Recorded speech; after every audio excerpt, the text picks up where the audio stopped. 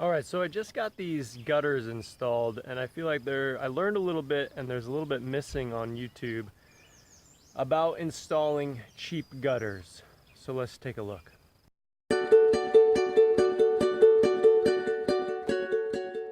Okay, so first off, a little background. What you're looking at here is my barn, and I'm putting on these gutters to collect rain off the barn to divert into a barrel for rainwater harvesting and crop irrigation. So there'll be more on that later. Well, one of the early steps was getting gutters on. So because I'm not a high roller, I went with the cheap version. So these gutters are from Lowe's. It's about 80 bucks for 30 feet with all of the, saw a great blue heron cruising by this morning. What's up, buddy? Anyway, it was like 80 plus bucks for the gutters, the hangers, the seams, and the downspout, which is pretty affordable, which is why I did that. I spoke to a couple gutter installation guys, and they said don't do this. And having put these on under any other application, I would say don't do these gutters. If I had a little bit more money, and I never even got a quote, so I don't even know how much more it would have cost, but the seamless gutters would be much nicer. And the way that works, in case you don't know, like they have a roll of aluminum and they come to your place and they measure out how much they need, and then they fabricate your gutter out of one piece, and that would be much nicer than this. But anyway, this is what I did, and if you decide that you do want to do this, there's some things that I figured out along the way that I'd like to share with you. First off is like, try to give you this view. Check that out. So like I got a lot of room down here to the roof, and then it's like snug up against the roof all the way at the other end. So what I learned in doing this is that my barn is leaning substantially the wrong direction for what I'm trying to do. So I had to, and where I'm going here is like your house or barn might be leaning too. So take the time to snap a line. That's what I did, and then put a level on that line to see if that works. I almost skipped that step as I was doing what I thought was an extreme angle in this direction that I almost skipped putting a level on that line. And when I did, I was like, Jesus, am I reading this level right? Like, let's get back to basics. But yeah, man, it was way off. And I just, it rained for the first time yesterday, and the water is flowing to the downspout, so, phew. Okay, the next thing is like these, if you do this, these hangers, they're set up so that they attach to the roof, and they're sold with nails. And I haven't really figured this out yet. Like if you haven't, so the reason I'm doing it this way is because I have no fascia and my roofing is coming out over the side of the barn. If my roofing were all the way back here, then I would have some wood, in theory, to nail into, so those nails might make sense.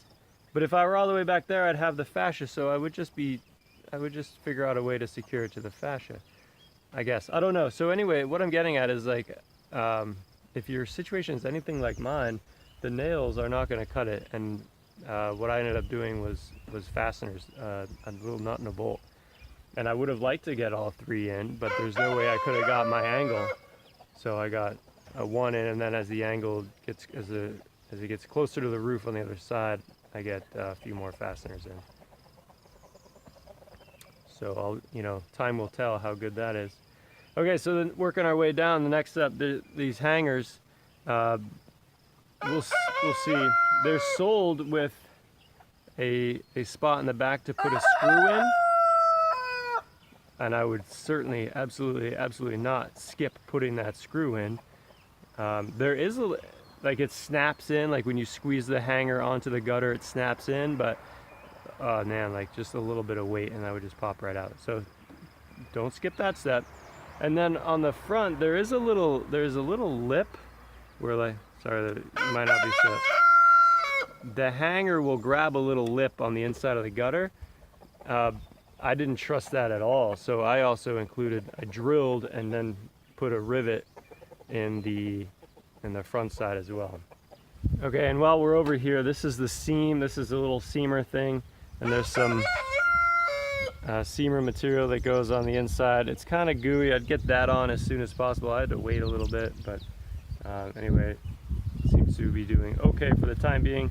And I also riveted this seamer piece onto the seam. I feel like just the more you can glue and screw this thing together, the better off you'll be. It's not super impressive. Okay, and just a couple more things. I bought this ladder standoff thing from the hardware store as well.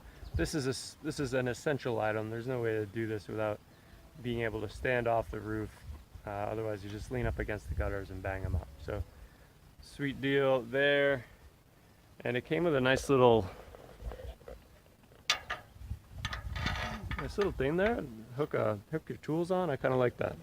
Nice thinking, guys.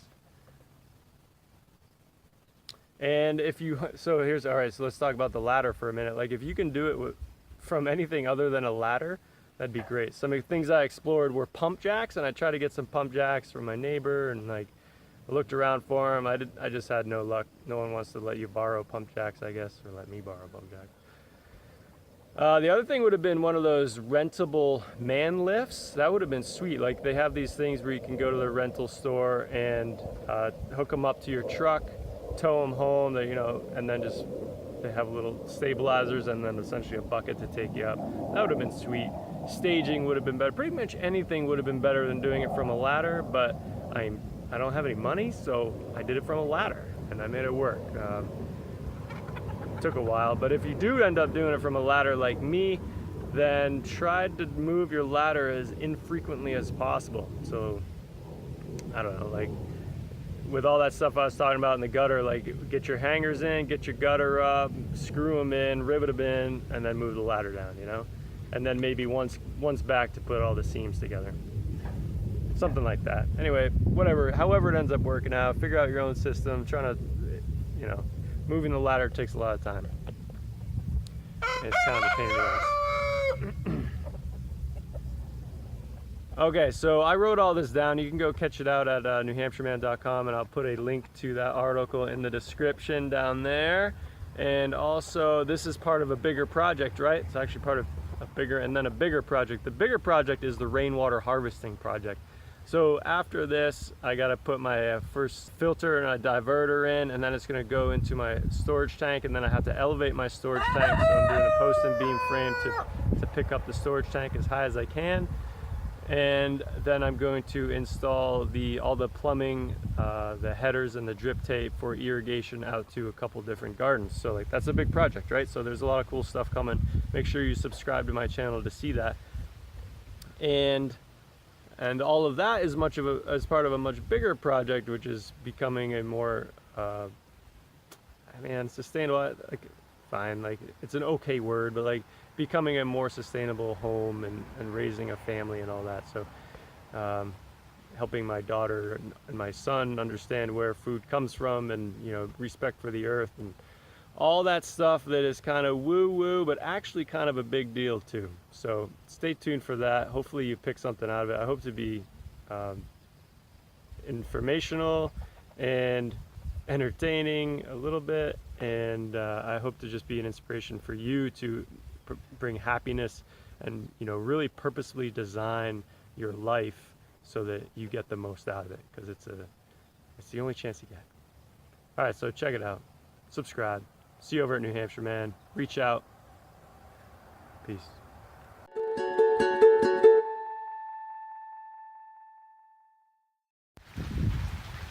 This is the first little bit of rain since I got the gutters up.